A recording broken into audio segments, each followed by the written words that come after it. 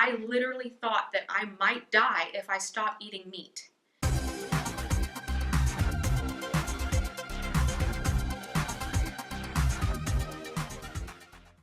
Hi, I'm Rodney. I'm Alexis, And this is The Vegan Agenda. In response to the Why I Am No Longer Vegan videos that have been trending, we've decided to make a collection of interviews with everyday vegans who have made an ethical connection and have chosen not to use animals for food, clothing, or any other purpose.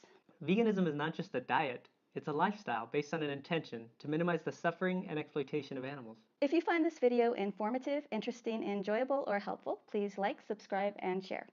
My name is Rebecca Rosenberg, and I live in Gerald, Texas. I have been vegan, this is my 10th year. I had already gone vegetarian in 2003 because I thought that that was a really nice thing for animals, and because I didn't want to hurt animals anymore.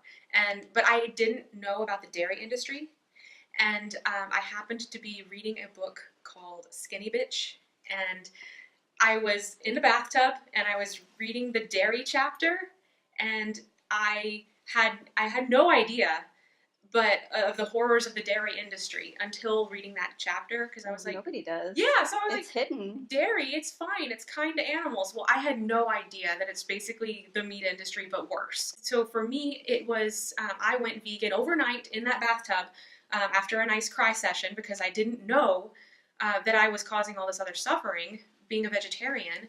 I decided that I didn't want my existence to be dependent on another one's suffering and death. Like, I don't want that on my soul. I love animals. I've always grown up around animals.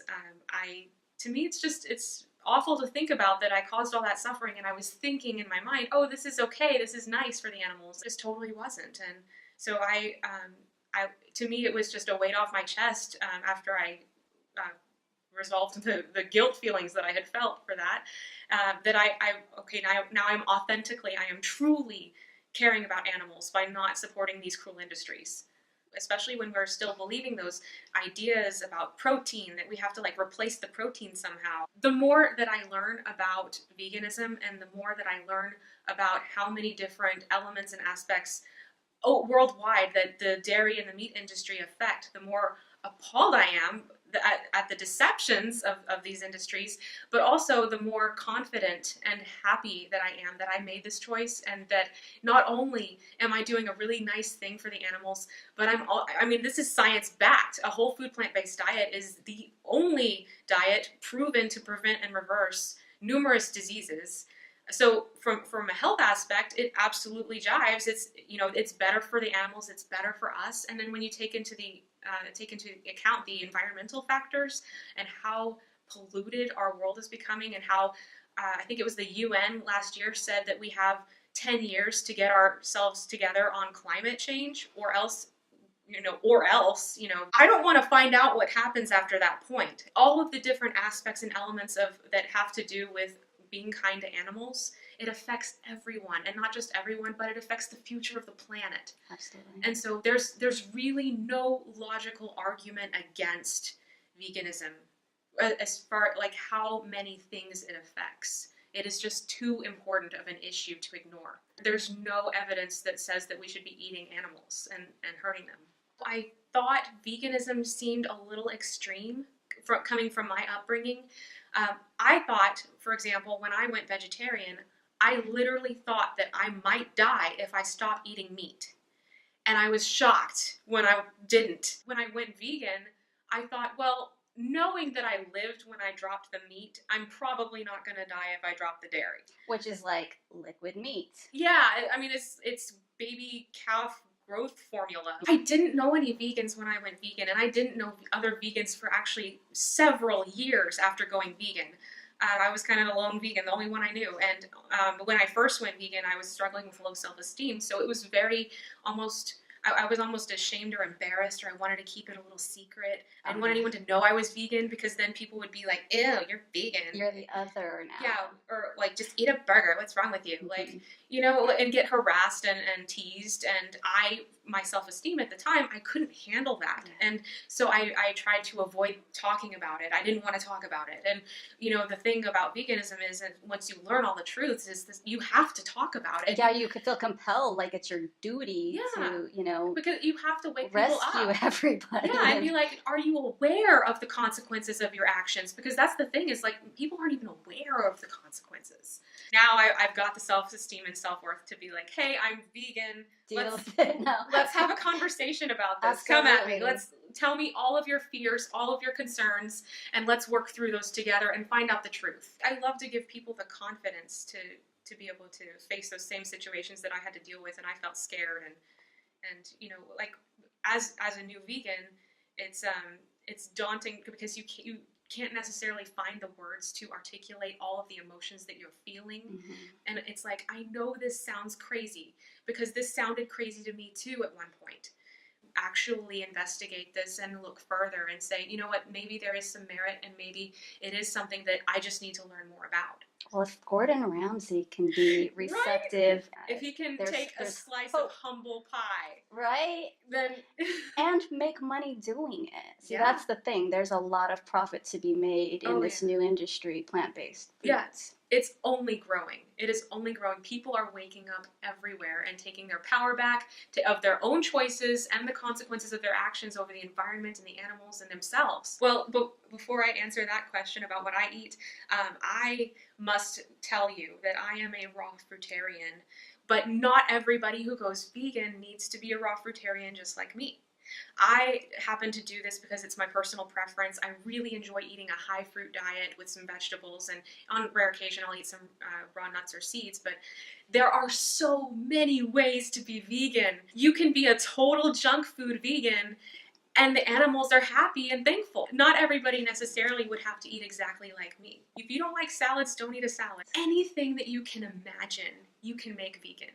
Anything that you've ever tasted, you can make a vegan version of it. And now there are so many companies that are stepping up and making those vegan versions available to people, much more available to people now. And it's like, if you want to just live on pizza, you can do it with vegan pizza. I'm pretty much the primary shopper, I would say, in the household. And of course, I take care of my own raw fruitarian needs, but I also shop for my partner, who has gone vegan since being with me. Nice. I still buy cooked vegan foods for him.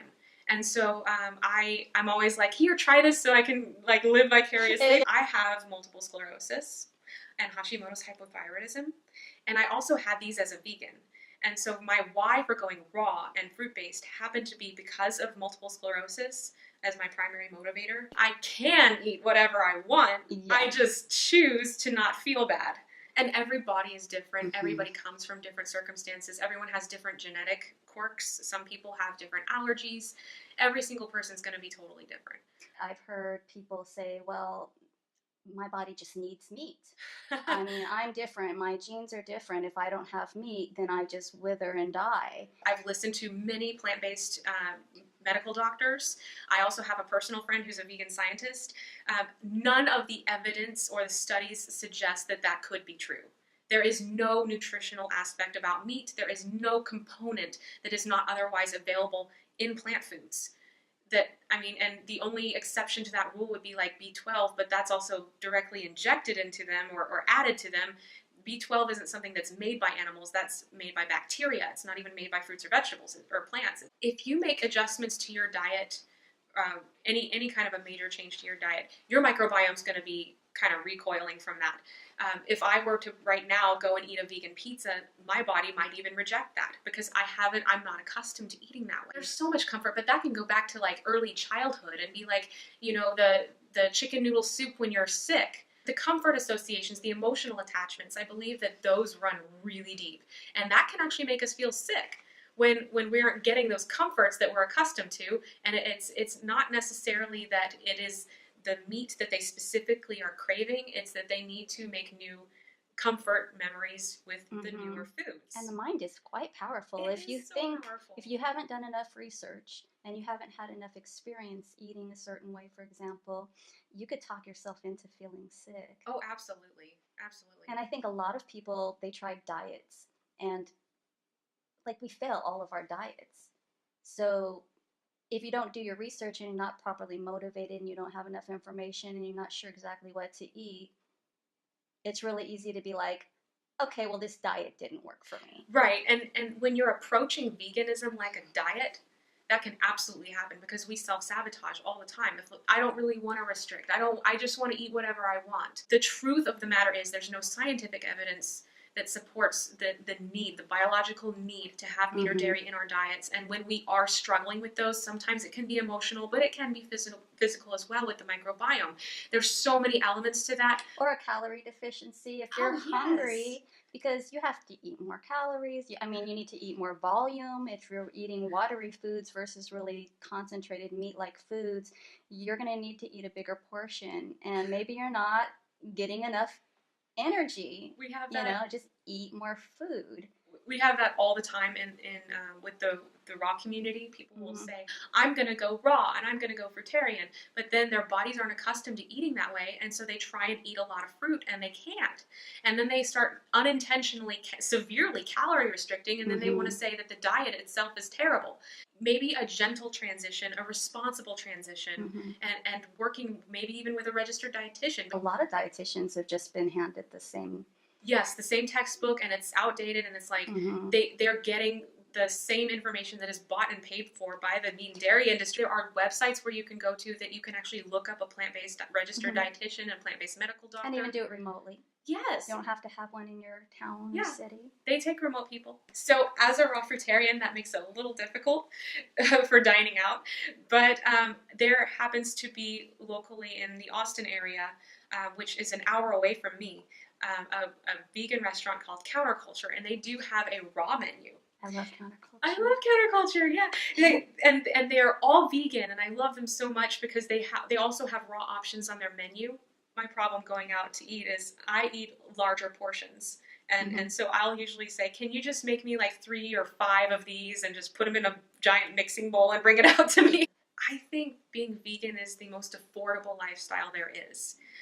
Only because rice and beans and bananas, I mean... Sweet potatoes. It's sweet potatoes. Oats. They're so inexpensive. They're so affordable, and they're accessible in most places, in most regions. You can find the basic bare minimum of nutrients in so many of these bulk items that I like. Honestly, my backup plan if I'm really stretched for money is to go very banana heavy. Making friends with your produce managers is an amazing way to get really affordable food. I honestly don't know how people afford to not be vegan. Because like my personal budget is like I can make it work for 1 week on $50. If I want to go extravagant, I can get as fancy as I want. There's just so many possibilities on any budget, and there's still wiggle room to try new things and try the fancy stuff once in a while. For food preservation, dehydrating is great. Freezing, but I like to watch the sales, buy in bulk. Also, some places will give you discounts for buying in bulk. For eating out, I like to, of course, support vegan companies and vegan-owned businesses primarily. But if I'm going to go out to another restaurant, or I like to look online first and make sure that they are vegan conscious. Do they mark things as vegan? Is this vegan friendly? Is this vegetarian friendly? Call ahead. If it's not, if it's like a work event and my coworkers pick the place and they are just not vegan friendly, let alone raw fruitarian friendly, I'm going to call ahead, or I will plan to order the plain iceberg and mealy tomato wedge salad, or whatever it is that they think a salad is, because that's not a salad and that is not how we live. But and then you smuggle in your own I avocado. will smuggle in my purse my own dressing. I had these like heirloom tomatoes that I pulled out of my purse, and this like Armenian cucumber that like it was like striped light green and dark green, and it curled, and because it was local. And you just brought that in. And I just like stealthily just cut it up at the table. Some people are afraid to do that because they don't want to be the weird other. They don't want people looking at them. They definitely don't want to draw attention. But I feel like I used to be like that too. But the more I put myself, the animals, the environment, my health as a priority, the less I cared and the more questions I got about veganism, which were actually curious because they're looking at my food and saying, wow, that, like, can I have some of that? Yeah. And getting real genuine interest rather than just feeling like I have to hide and secretly order or just not go to this event, not go to this dinner and say that I'm sick. Yeah, I have been guilty of doing that in my past. Sometimes you just don't want to be there. Like, Yeah. don't want to see them sitting around a big dead body. Right, exactly. It can be very uncomfortable. I love talking about it. I love having a reason to talk about it. I love getting people excited about it. Mhm. And nowadays, but 10 years ago, I just wanted to hide in a corner and have nobody notice me. And I mean, so I understand really both sides of that. But I mean, That helps you be empathetic, yes, So, and- absolutely. less judgmental. Oh, yeah. Some people say vegans are judgmental, but I think they might be judging that we're judgmental. I know? often say it's like the mirror thing, like you're seeing your own emotions personified in the other person, and then you Mhm. treat them the way that you are feeling. I used to get this in the lunchroom all the time. My coworkers would look at my my half a watermelon or whatever it was for lunch, and they'd be like, "Your watermelon's judging my barbecue over here," and I'm like, "It is." You're projecting. Your barbecue's projecting. Okay, but it would be like they would treat me as though I was like, because I was having these healthy foods on my plate, Yeah. that I was somehow criticizing or judging or like telling them. It's their cognitive dissonance. Yeah. The mere presence of a vegan can make people Yes. feel judged. I feel like, though, that is a good sign. I feel that the people who are the most triggered are the people who are being most affected, are the ones who are they're so Mhm. close to making that connection that Mhm. their own choices come with these other consequences, and that maybe on some level they would like to be eating the way we are and making those kind of choices to ourselves and to others and to the animals. And I think on some level it is almost like jealousy. You being present and being strong with it empowers them to also do the same. Yes, I mean, we have to have our indoctrination challenged in Mhm. order to heal from it, to be able to learn the truth about all of this stuff, and to be able to move on with making new choices that are healthier for everybody involved. Vegan is an ethical stance against animal cruelty. So if you are vegan, it's not just your food; it's your entire lifestyle. You want to have clothes that are not sourced from animals. So you'd want to work on not purchasing leather, not purchasing fur or silk or anything that has harmed an animal in that process. Mhm. Your beauty products might have animal products in them. You basically have to just start reading labels and being like, I don't want to hurt animals as much as is in my power to do so and to prevent consciously. I'm going to do that. And so like the first day I went vegan, I wasn't totally aware of all of these things. But the more It's a learning curve. There's a lot of Right. information and a lot of misinformation to sort of like trudge through, Yeah, to get at the truth. and I mean, the first time I learned that there might be animal products in things like deodorant or toothpaste or Or that they might have been shampoo. tested, Or or rubbed in tested. some animal's eyeball or something. Why? Right, and burning their skin and all this horrible stuff that I mean, that's probably the worst part of watching Earthlings, I think, is the animal testing section. That's just, I think I literally Especially for screamed. cosmetics, none of it's necessary. How can you feel beautiful if you're aware that some animals suffered greatly? If a product has something in it that needs to be tested on animals or be tested like that, it's not natural. I don't want it on my body anyway. Right. And here's the other thing, and this also goes for medications that are tested on animals and studies and things like that. On this study on rats or whatever, no test for any reason on an animal translates to how it's going to affect a human being. It never has. There's literally no point to animal testing because that's not exactly how it's going to be on our bodies. A plant-based diet, it can be strictly for health reasons. You don't necessarily care one way or the other about cruelty to animals. Plant-based diet is the whole food plant-based diet specifically is the only diet proven to prevent and reverse numerous diseases, and not only do that, but it can manage many chronic illnesses that are debilitating otherwise. And but you don't have to necessarily be vegan in order to follow a plant-based diet, that doesn't necessarily translate to I'm doing this for the animal. You should still consider leaving the animals alone and all the other aspects of life, because it's so easy to replace all of those products and those things with vegan versions.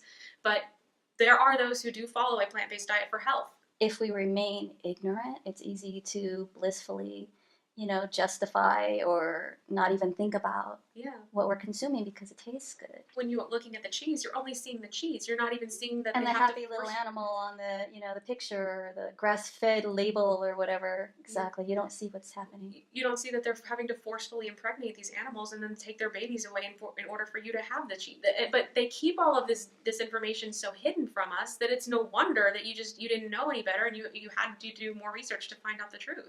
When a person becomes vegan, there's this process of forgiving yourself for your previous ignorance. I would tell myself as soon as possible in life, whenever this hypothetical moment is, to go vegan as soon as possible, and not just vegan, but to go whole food plant-based vegan.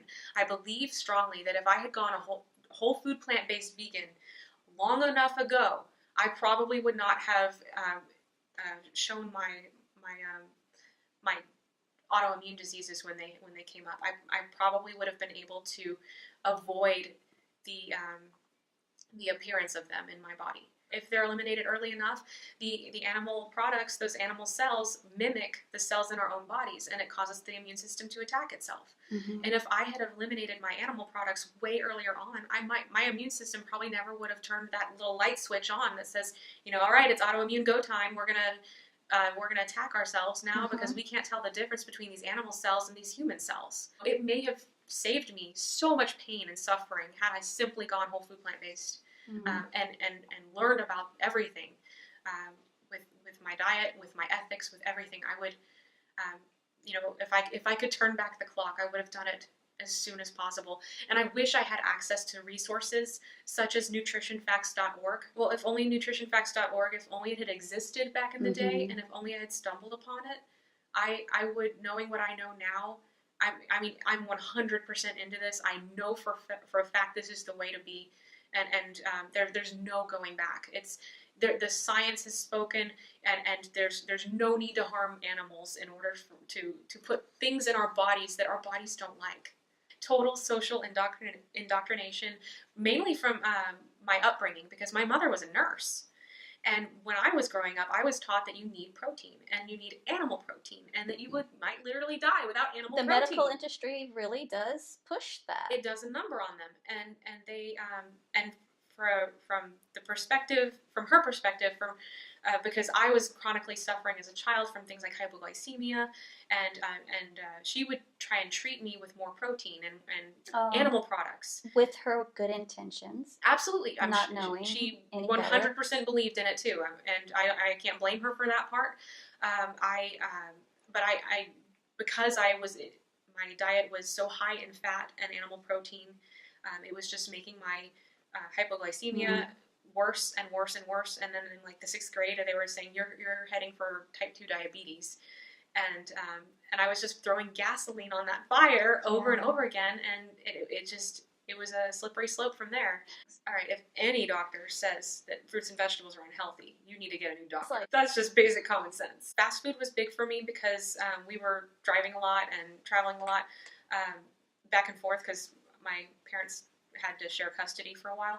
I had a lot of TV dinners as a child because of that. My canned food, my mother could open a can of like mushrooms or tomatoes, and I would literally just eat it straight out of the can. So it was very high salt and high fat consistently, junk food, and really meat and dairy heavy because protein, which is funny to me now when I'm thriving on a lower protein or considerably lower protein diet. I was often told that I ate way too much.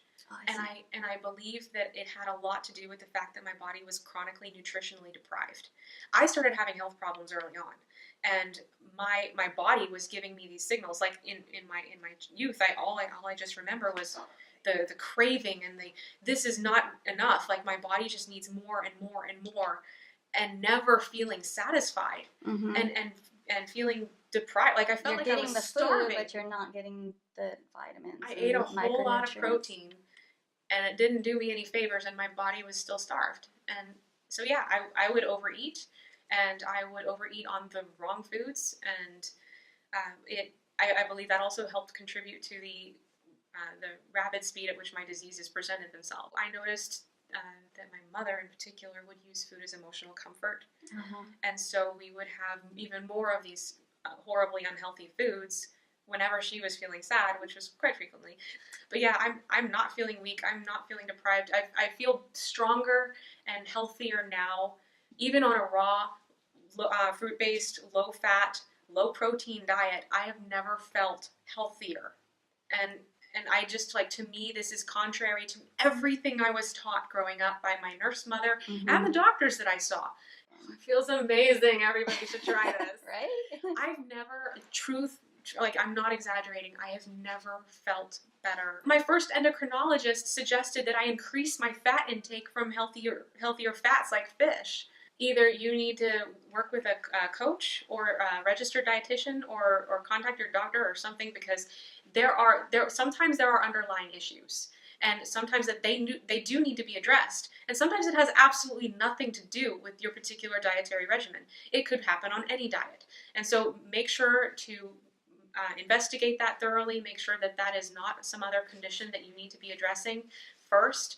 Make sure that you're getting enough calories. Make sure that you're getting a nice variety, a colorful variety, so that you're getting all of your nutrient profiles.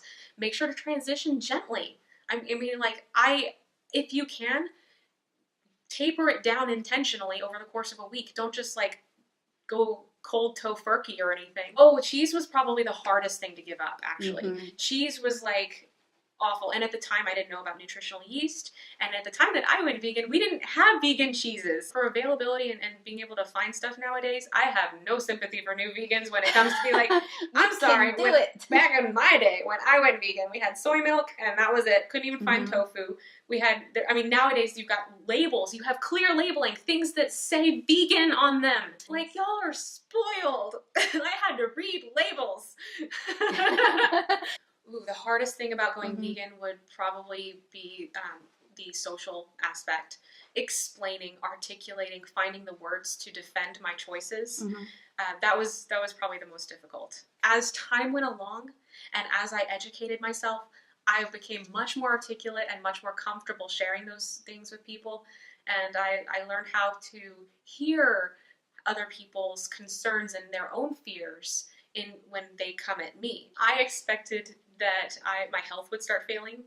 I expected that I would develop deficiencies. I expected horrible things to happen as a consequence. And I was pleasantly surprised when none of that actually happened and my health started to actually improve.